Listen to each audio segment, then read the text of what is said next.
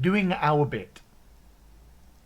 The title of this piece brings about more questions, like in what respect, our bit for what, or even in what way. When we consider the bigger picture, there are more things that can be put in the melting pot, more activities which can take place, and more ways in which we can do our bit. So let us take the current pandemic into this query.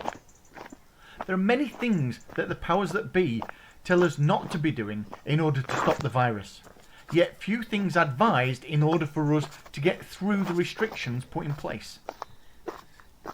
This is where our imagination and our drive, however small that may be at the moment, may come into the mix. How often have you been able to get out from the place you are holed up in? How much time have you spent relearning the things you studied before last year? Have you been utilising the tools you have, like a journal, art supplies, pictures, or books? Have you tapped into skills you already have, or started to learn new ones? I've heard people saying that they have nothing to do with being stuck at home, that they want or need to get out. There have been people talking on the national and regional news programmes about being bored, can't find anything to do, can't have visitors, or can't visit others. These can be sticking points, but how many have looked at what they have and what they can do?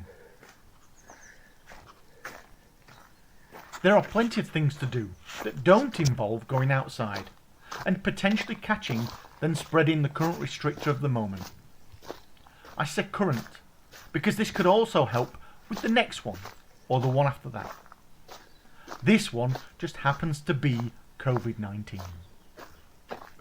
Let's take each of these things and review them one at a time. Can't find anything to do. Do you have studies you can do? Are you in a place where other people are within your household or support bubble? When was the last time you created something? Whether that was a special meal or a piece of art. How many special projects have you set yourself previously? And could you start a new one or continue to work on one of those previous ones? Do you have some paperwork that you've been putting off that needs completing? I know I always have some to do. Do you have paper and different coloured pens or pencils around? When was the last time you read a book? Can't have visitors or go visiting. This is assuming you want or would normally be able to see your contacts, family, friends, and they want to see you. Let's not forget that some people are unable to do this for whatever reasons, be they emotional or psychological restrictions, like being estranged, or it's been so long that you don't know where to start. Maybe you feel they don't want to hear from you, or agreements are in place that mean you can't communicate with somebody. If you are able to get in touch with others, even if you need help in doing so, are you able to make a telephone call? Can you write a letter or have someone write one as you dictate it? Do you have access to technology and messaging services? If you do, instant messaging. There are many of these around. Zoom, FaceTime, Skype. If you don't, and this ties in nicely with the can't find anything to do, and you may need help in doing these things. Write a letter. Draw a picture and send it. write a poem and add it to her letter, or just post the poem. Make something, maybe with matchsticks or coloured paper. Being bored. Just look at the things already mentioned.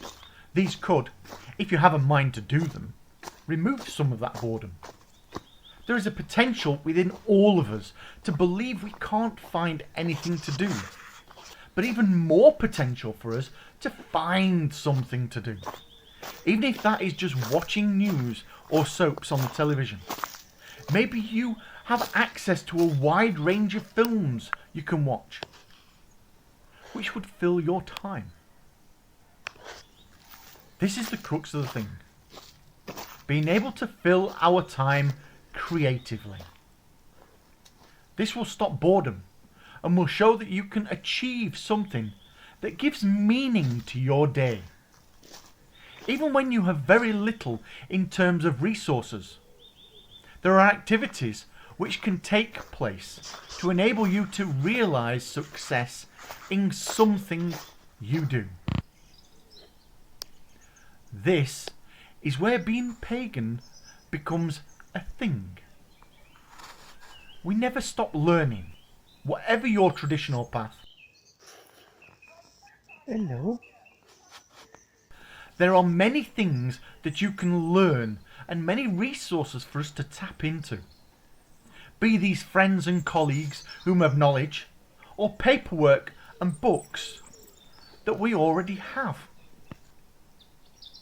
You may have a copy of the Mabinogion or the Havamal, the Big Blue Book by Raymond Buckland, Wiccan Bible, or Beyond the Ninth Wave by Obod. That's the Order of Bards, Ovates and Druids.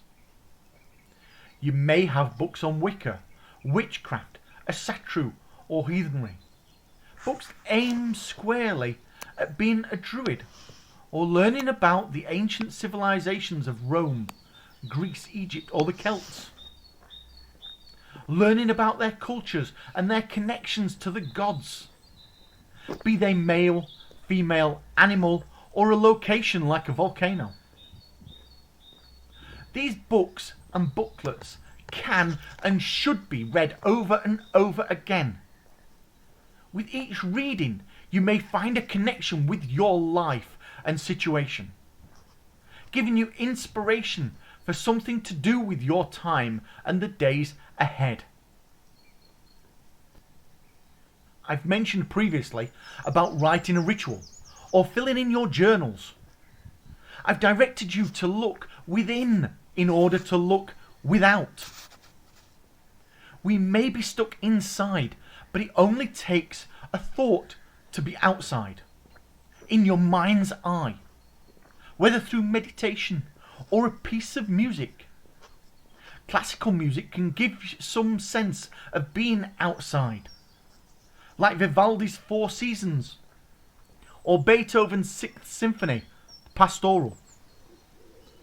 Nature sounds can be heard through the window or on CDs, like the waves crashing against the beach or birds singing. Maybe the wind is your go-to calming sound. The likes of Clannad, Gregorian chant, Hans Zimmer or folk music can help you achieve that sense of being somewhere else.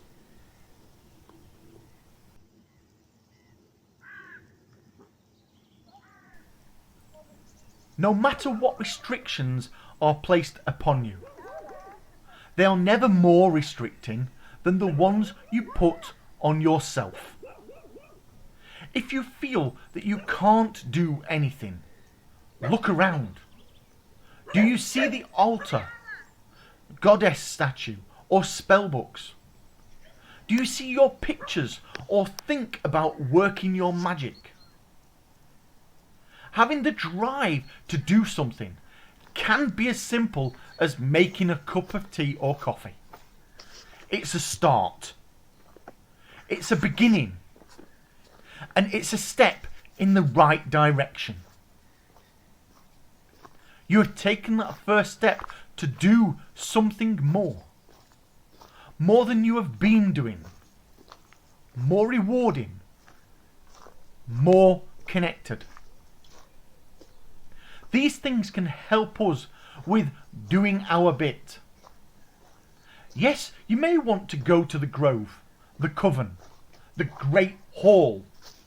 We may want to go to that stone circle we've always gone to, even if we know there won't be many people around. What we can do is based much on what is around where we live and any local restrictions in place. If you have a stone circle in your village square, all the better, but most of us don't. You should be able to find somewhere during your daily exercise outside that you could utilise, ensuring that you are not harming the environment while doing so. Even if it is standing by a tree, a memorial, or a piece of art, be they pictures or statues. As I've said before, look out of your window. Your intent is all important. So that intent to be safe, have the intent to protect yourself and those around you. Whatever you do, and wherever you go, wear your mask if you're able to do so, covering your nose as well as your mouth. Wear a visor if you can't wear a mask. Most of all, do your bit to help stem the spread of the pandemic. By doing this, you are not just thinking about yourself, you are thinking about the community, the life around you, having the intent to help, protect, and heal. Blessed be.